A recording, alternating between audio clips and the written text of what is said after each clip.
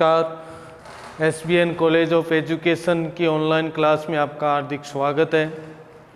DELED में second year की book है विद्यालय प्रबंध एवं शिक्षक, जिसमें हम पढ़ रहे हैं विद्यालय का अर्थ क्या है, विद्यालय की संकल्पना क्या है, विद्यालय का आधार क्या है, ठीक है, विद्यालय की विशेषताएं क्या हैं, विद्यालय में प्रवेश प्रक्रिया क्या है।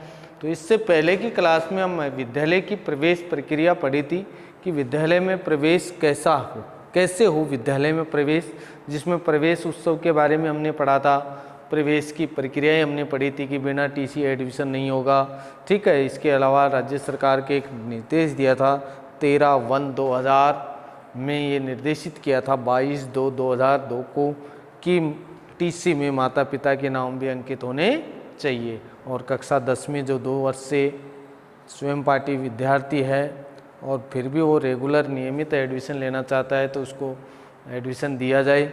इस प्रकार की कई प्रक्रियाएं हमने देखी थी जो थी प्रवेश प्रक्रिया में। आज आपका टॉपिक है प्रबंध का अर्थ, परिभाषा और आवश्यकता। यानी प्रबंध क्या है, ये प्रबंधन क्या है। प्रबंधन क्या है तो ऑलिवर सेल्डन के शब्दों में, ऑलिवर सेल्डन क्या कहता है प्रबंध के बारे में। तो ऑलिवर सेल्डन प्रबंध के बारे में कहता है कि प्रबंधन विद्यालय की वह जीवनदायिनी शक्ति है। प्रबंधन विद्यालय की वह जीवनदायिनी शक्ति है, प्रबंधन जो संगठन को शक्ति देता है, संगठन को क्या बनाता है, मजबूत बनाता है और संचालित व नियंत्रित करता है। इसको संचालित भी करता है और नियंत्रित भी करता है। कहने का मतलब आपका ये पूरा शिक्षा डिपार्टमेंट है, ये आपका एजुकेशन डिपार्टमेंट है। अगर इसमें प्रबंधन ना हो, संगठन ना हो, तो अगर इसमें प्रबंध की व्यवस्था नहीं हो तो कार्य संगठन की शक्ति नहीं बढ़ेगी, ग्रुप नहीं बनेगा, और ग्रुप नहीं बनेगा तो संगठन विकसित नहीं होगा, और संगठन विकसित नहीं होगा तो वो कार्य संचालित नहीं होगा। कहने का मतलब किसी कार्य को संचालित करने के लिए किसी कमेटी का गठन करना बहुत जरूरी है। और कमेटी का मतलब उसके बारे में योजनाएं, और वो योजना कौन बनाए, प्रबंध बनाए, एक प्रबंध कमेटी नियुक्त हो, और उस प्रबंध कमेटी ही क्या करती है, संगठन को शक्ति देती है। इसीलिए ऑलिवर सेल्डन के शब्दों में इन्होंने स्पष्ट किया कि प्रबंधन विद्यालय की वह जीवनदायिनी शक्ति है, प्रबंधन विद्यालय की वह जीवनदायिनी शक्ति है जो संगठन को शक्ति देता है, संचालित और नियंत्रित करता है, ठीक है। इस प्रकार प्रबंधन व्यक्तियों का कार्य करने की एक कला है। प्रबंधन यानी इसका शाब्दिक अर्थ क्या होता है, इसका अर्थ क्या होता है शाब्दिक, कि प्रबंधन क्या है, प्रबंधन क्या है, ये ऑलिवर सेल्डन के अनुसार क्या कहता है प्रबंधन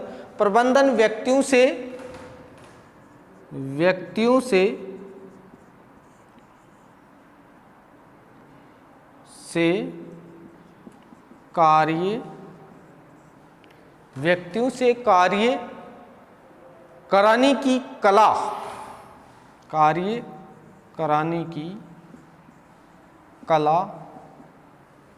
कला और विज्ञान है, कला तथा विज्ञान है, कला तथा विज्ञान है। यानी शाब्दिक अर्थ में क्या कह सकते हैं, इसके शाब्दिक अर्थ में ये क्या कहता है कि प्रबंधन क्या है, व्यक्तियों से क्या है, व्यक्तियों से कार्य कराने की कला तथा विज्ञान है, ठीक है। इससे व्यक्तियों का कार्यकर्ताओं से समूह में संगठित होता है। इससे व्यक्ति क्या होते हैं, संगठित होते हैं। क्या होते हैं, संगठित होते हैं। व्यक्ति कार्य करने से क्या होते हैं, व्यक्ति समूह में संगठित होते हैं। किसमें होते हैं, समूह में संगठित होते हैं, ग्रुप बनता है और वो ग्रुप संगठित होकर क्या करता है, कार्य करता है। निर्धारित समय में कार्य करवाया जाता है तथा सामूहिक क्रियाओं को बढ़ावा मिलता है। समय भी क्या होता है, निर्धारित होता है। समय क्या होता है, निर्धारित होता है। निर्धारित समय में क्या करवाया जाता है, कार्य को बढ़ावा मिलता है। देखो, कहने का मतलब है कि विद्यालय एक जीवनदायिनी शक्ति है। प्रबंधन तो प्रबंधन करती क्या है, प्रबंधन करता है कि व्यक्तियों का एक कार्य कराने की एक कला है। प्रबंधन क्या है, एक कला तथा विज्ञान है। यानी इसमें नए नए आविष्कार होते रहे, नई नई योजनाएं बनती रहती रहे, नई नई योजनाओं का विकास होता रहता है, ठीक है। इसलिए कार्य में नई दिशा मिलती रहती है, ठीक है, विकास की स्थिति बढ़ती जाती है संगठन में। तो इस प्रबंधन से क्या होता है कि इस प्रबंधन से व्यक्ति कार्य करता है और कार्य करने से समूह की शक्ति संगठित होती है, समूह एक ग्रुप बनता है, एक विशाल ग्रुप बनता है और उस विशाल ग्रुप में कार्य क्या होता है, ज़्यादा से ज़्यादा विकसित होता है। व्यक्तियों के समय निर्धारित, यानी कम समय जो उनको कार्य करने का जो समय दिया जाता है कार्य करने का, उस कार्य समय में क्या कर दिया जाता है, उस निर्धारित समय में वो कार्य क्या हो जाता है, पूर्ण किया जाता है। तो इस प्रकार का कार्य किसके द्वारा संभव है, प्रबंधन के द्वारा संभव। तो ऑलिवर सेल्डन कहता है कि प्रबंधन बहुत जीवनदायिनी शक्ति है, प्रबंधन से हम कार्य को संचालित कर सकते हैं, समूह को संगठित कर सकते हैं, ठीक है। और संगठित की क्या हो सकती है, शक्ति हो सकती है जिसको नियंत्रण और कार्यशैली यानी गतिशीलता इसमें नियोजित करते हैं। इस प्रकार की स्थिति होती है। प्रबंधक एक व्यापक प्रक्रिया तथा कार्य है। प्रबंधन क्या है, प्रबंधन एक व्यापक प्रक्रिया है, यानी विस्तृत प्रक्रिया है प्रबंधन, जो निम्नलिखित रूप में, जिसके अंतर्गत क्या आता है, जिसके अंतर्गत आता है नियोजन। क्या आता है, नियोजन आता है। दूसरा क्या आता है, नियोजन हो गया, दूसरा हो गया संगठन हो गया, प्रशासन हो गया, संगठन हो गया, तीसरा प्रशासन हो गया, नियोजन, संगठन, प्रशासन, निर्देशन तथा नियंत्रण। चौथा हो गया निर्देशन, पांचवा हो गया नियंत्रण। देखो, प्रबंधन एक व्यापक प्रक्रिया है। प्रबंधन में क्या कहते हैं, स्पष्ट क्या करते हैं, प्रबंधन को स्पष्ट करते हैं। ऑलिवर सेल्डन ने अपने शब्दों में स्पष्ट किया। तो प्रबंधन एक व्यापक प्रक्रिया, नहीं ये नहीं है कि छोटी मोटी प्रक्रिया, एक क्षेत्र विशेष में ही प्रक्रिया का नियोजन किया जाए, एक विस्तृत प्रक्रिया। और इस विस्तृत प्रक्रिया में क्या कार्य निर्देशित किए जाते हैं, वो क्या कार्य संपादित किए जाते हैं, वो कार्य है नियोजन। नियोजन क्या होती है, एक तो होती है योजना। योजना होती है जो प्रबंध कमेटी के द्वारा बनाई जाती है, या मान लो किसी कमेटी के द्वारा, किसी ग्रुप के द्वारा बनाई जाती है। उसको प्रबंधन के माध्यम से, एक संगठित समूह के माध्यम से क्या कर दिया जाता है, उसको नियोजित कर दिया जाता है। तो वो क्या कहलाती है, नियोजना। यानी परिपूर्ण योजना को पूर्ण करना ही क्या कहलाता है, नियोजन। ये काम कौन करता है, प्रबंधन करता है। संगठन का काम कौन करता है, प्रबंधन करता है, क्योंकि बताया आपको जीवनदायिनी शक्ति है प्रबंधन, और विद्यालय के लिए तो बहुत इंपॉर्टेंट है। तो वो इस कार्य को क्या करती है, एक जगह संगठित करती है। प्रशासनिक जिम्मेदारी को संतुलित बनाए रखती है, ठीक है। चतुर्श्रेणी से लेकर कर्मचारी वर्ग, एलडीसी वर्ग, शिक्षक वर्ग, प्रधानाध्यापक, बीओ, डीओ, एडिशन, लीओ, ये सब क्या होते हैं, प्रशासनिक अधिकारी होते हैं। प्रशासनिक कार्यों को क्या करते हैं, प्रबंधन कमेटी के द्वारा ही संचालित किया जाता है। और इसी के माध्यम से इससे क्या किया जाता है, निर्देशन किया जाता है, यानी दिशा निर्देश भी निश्चित किए जाते हैं। और क्या किया जाता है, इन सब पर नियंत्रण करती है, जो भी कार्य होता है उस पर नियंत्रण करती है। तो ये सारा काम किसका है, नियोजन का काम किसका, प्रबंध का, संगठन का काम किसका, प्रबंध का, प्रशासन का काम किसका, प्रबंध का, और निर्देशन का काम भी किसका है, प्रबंध का, और नियंत्रण का काम भी किसका है, प्रबंधन का है। यानी किसी प्रकार की कोई गलती नहीं हो सकते और उन गलतियों के आधार पर उसको नियंत्रित भी करती है। तो इस प्रकार का काम किसका है, प्रबंधन का है। विद्यालय, अब है विद्यालय प्रबंध का अर्थ।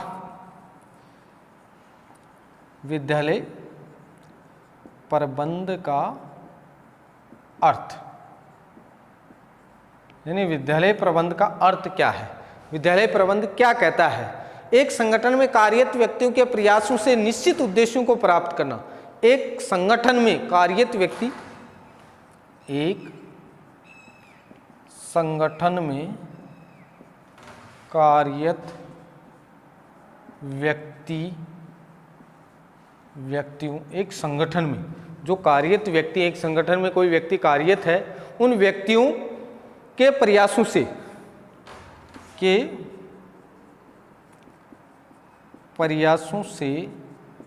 संगठित व्यक्ति के प्रयासों से निश्चित उद्देश्यों की प्राप्ति, निश्चित उद्देश्यों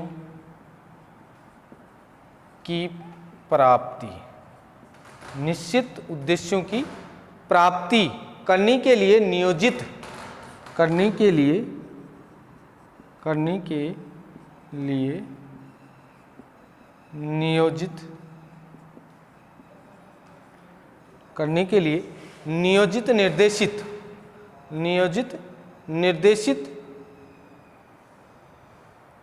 निर्देशन एवं समन्वय करने की निर्देशन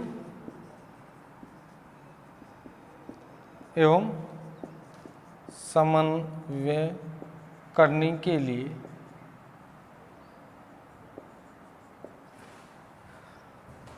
प्रबंध एवं निर्देशन समन्वय करने के लिए प्रबंधन करते हैं।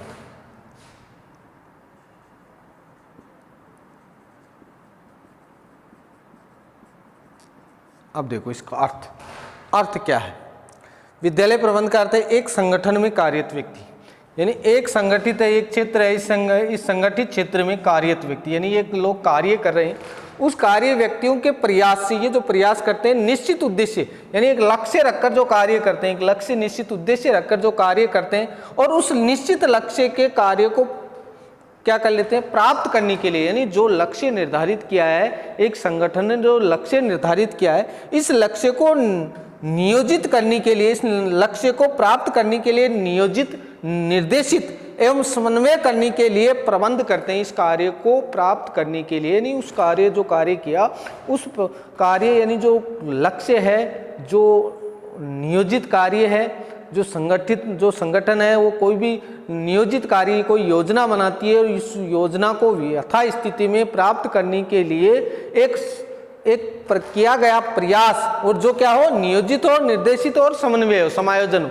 इस प्रकार का जो कार्य करती है उसको हम क्या कहते हैं, प्रबंधन कहते हैं। यानी इस प्रकार का कार्य कि एक ग्रुप मिलकर, एक संगठन मिलकर एक लक्ष्य निर्धारित करे, और लक्ष्य प्राप्ति के लिए जो नियोजित कार्य होता है, उस लक्ष्य प्राप्ति का जो नियोजित कार्य है, उस नियोजित कार्य को करने का काम ही क्या है, प्रबंधन है। यानी कोई भी हम संगठन बना के कोई लक्ष्य है हमारा प्राप्त है, जैसे वर्तमान स्थिति ये कि कोरोना 19 चल रहा है, हमारे यहाँ एक महामारी चल रही है, इस महामारी को एक कमेटी, एक प्रबंध कमेटी, चिकित्सा कर्मियों की, मीडिया कर्मियों की कमेटी गठित करके उस कार्य को, उस लक्ष्य को प्राप्त करने के लिए कि कैसे भी इसकी वैक्सीन बने और इससे, इस महामारी से हमारा बचाव किया जाए, तो एक समूहित संगठन के द्वारा इस कार्य को प्राप्त किया जा सकता है। तो वही अपने आप में क्या है, प्रबंधन है। तो स्कूलों में भी क्या होती है, एक प्रबंधन कमेटी होती है, और प्रबंधन कमेटी जो भी विकास की प्रक्रिया है, उस विकास की प्रक्रिया को निश्चित करती है, उस लक्ष्य को निश्चित करती है, फिर उसको नियोजित करती है और उसको प्राप्त करती है। वही अपने आप में क्या है, प्रबंधन है। अर्थात हम क्या कह सकते हैं, अर्थात ये कह सकते हैं कि विद्यालय प्रबंध से आज से विद्यालय के विशिष्ट उद्देश्यों को प्राप्त करने के लिए किए गए प्रयास, विद्यालय के विशिष्ट उद्देश्यों को, यानी विद्यालय प्रबंध का काम क्या है, प्रबंध का काम है विशिष्ट उद्देश्यों को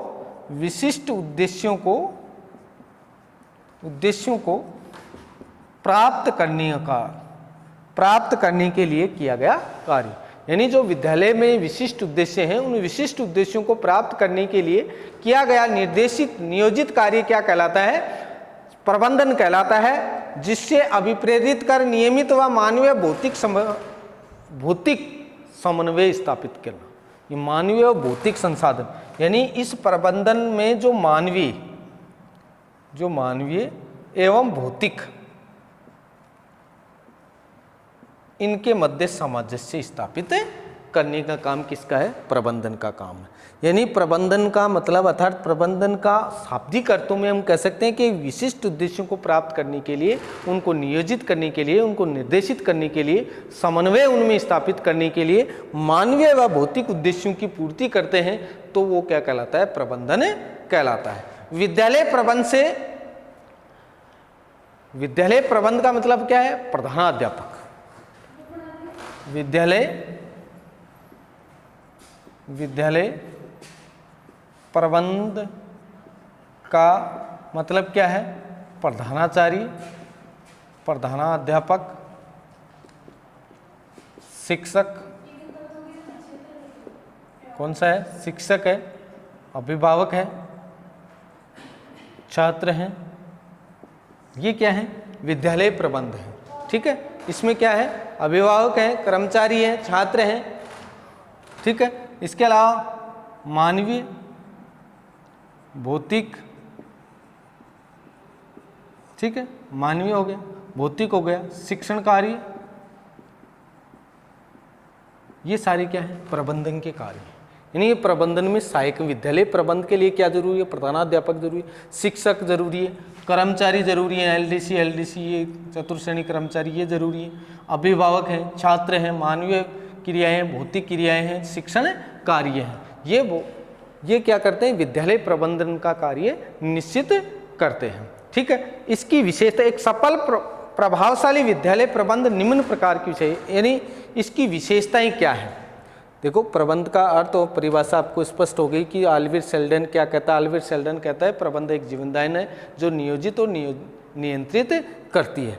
प्रबंध में क्या होते हैं, व्यक्ति से कार्य कराने की एक कला होती है, एक विज्ञान है जिसमें समूह मिलकर अपने समय पर कार्य को निर्धारित करता है। एक व्यापक प्रक्रिया है क्योंकि इसमें नियोजन, संगठन और प्रशासन और निर्देशन और नियंत्रण का कार्य होता है। इसका अर्थ क्या है, एक संगठन है जो एक संगठन मिलकर व्यक्तियों से कार्य करवाता है और उस कार्य को अच्छी तरह से समन्वय, नियोजित और प्रबंध के रूप में भौतिक और मानवीय संसाधनों के मध्य समन्वय स्थापित करता है, वही क्या है, विद्यालय है। ठीक है, विद्यालय प्रबंध। विद्यालय प्रबंध का काम क्या है, विद्यालय प्रबंध में किस किस को शामिल करते हैं, प्रधानाध्यापक को करते हैं, शिक्षक को करते हैं, कर्मचारी वर्ग को करते हैं, अभिभावक को होते हैं, छात्र होते हैं, मानवीय कारक होते हैं, भौतिक होते हैं और शिक्षण कार्य सम्मिलित होते हैं। अब हम पढ़ रहे हैं इसकी विशेषताएं। देखो, इसकी विशेषताएं क्या होती है, इसकी विशेषताएं किसको प्रदर्शित करती है, यानी प्रबंध की क्या विशेषताएं होनी चाहिए जिससे कि प्रबंध की व्यवस्था अच्छी तरह से विकसित हो सके। यानी एक प्रबंध के लिए मुख्य विशेषताएं क्या जरूरी है, यानी विद्यालय में प्रबंध कमेटी आयोजित की जाती है, उस प्रबंध कमेटी के लिए क्या क्या विशेषताएं जरूरी है। एक सफल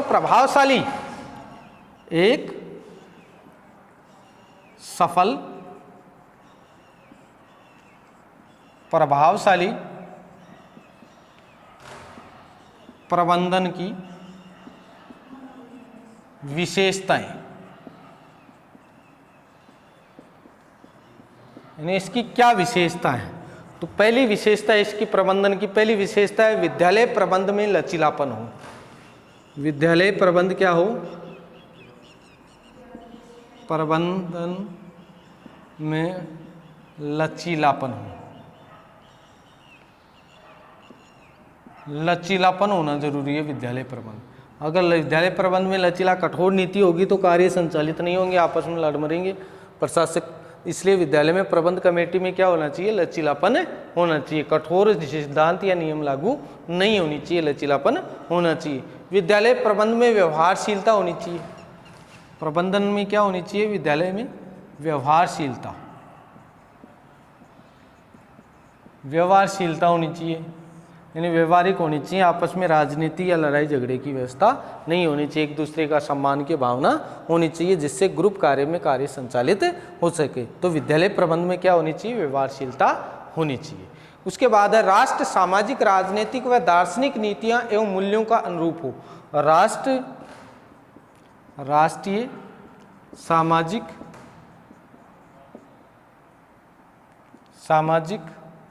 राजनीतिक मूल्यों के अनुरूप हो।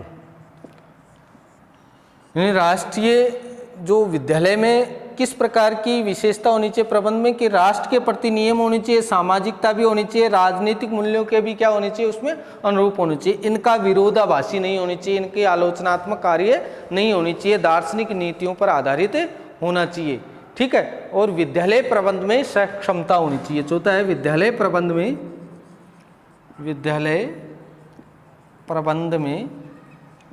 क्षमता होनी चाहिए, यानी कार्य करने की क्षमता होनी चाहिए। बिना कार्य करने वाले नहीं होने चाहिए विद्यालय प्रबंध में, यानी काम करने वाले व्यक्तियों की सबसे ज़्यादा महत्वपूर्णता होनी चाहिए। ऐसा नहीं कि कमज़ोर व्यक्ति रहे जो जानता कुछ नहीं है, योग्यदारी नहीं हो, तो इसमें अच्छे सक्षमता वाले व्यक्ति होनी चाहिए। ठीक है, उसके अलावा है शिक्षा में अपेक्षित उद्देश्यों को प्राप्ति हेतु समन्वय प्रयास हो। शिक्षा के संपूर्ण उद्देश्य प्राप्त करने की नीतियों, विद्यालय में जो शिक्षा दी जाती है उन शिक्षा के उद्देश्यों को प्राप्त करने में समन्वयता हो। समन्वयता हो। यानी विद्यालय के जो उद्देश्य हैं, विद्यालय में जो शिक्षा दी जाती है, उन विद्यालय शिक्षा को के उद्देश्य प्राप्त करने में क्या हो, समन्वयता हो। और उसके अलावा क्या हो, विद्यालय प्रबंध द्वारा शिक्षा प्रक्रिया का संचालन हो। विद्यालय प्रबंध द्वारा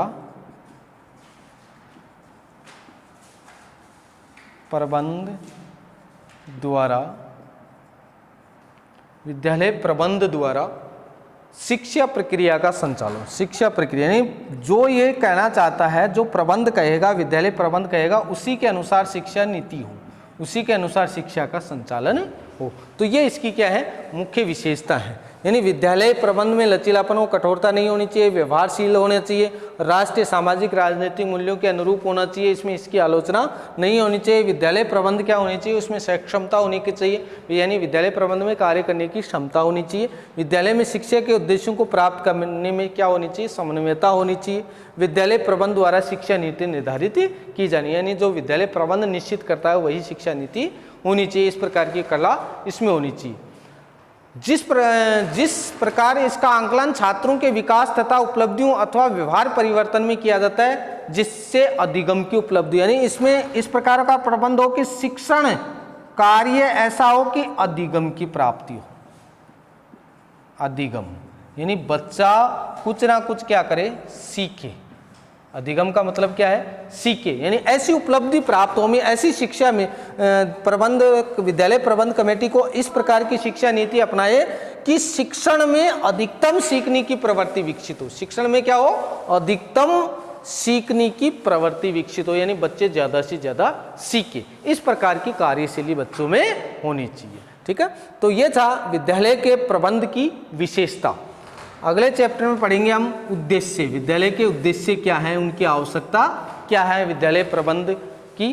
तो आज हमने पढ़ा विद्यालय के प्रबंध का अर्थ, यानी प्रबंध होता क्या है। प्रबंध का मतलब एक संगठन होता है, ये संगठन कार्य को नियोजित करता है। ठीक है, और इसकी क्या पढ़ी हमने, विशेषताएं पढ़ी। ठीक है, थैंक यू।